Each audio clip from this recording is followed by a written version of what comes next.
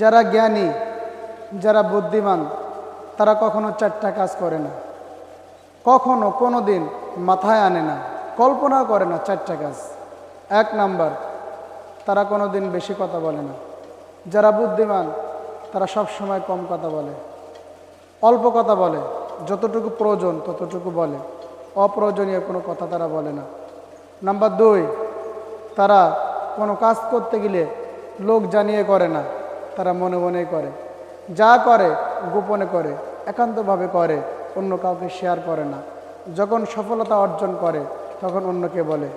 Number তিন, তারা নিজের কথা, ঘরের কথা অন্যকে বলে না, ঘরের কথা পরে বলে না, কারণ সে জানে আমার কথা আমার ভিতরে থাক, বাইরের লোক না জানুক।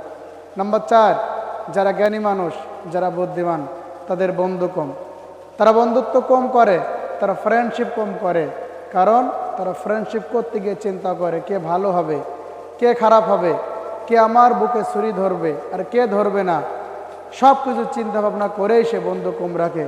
কারণ যার বন্ধু যত বেশি তার ক্ষতি তত বেশি। দেখবেন বন্ধু যার বেশি তার সমস্যা তত বেশি।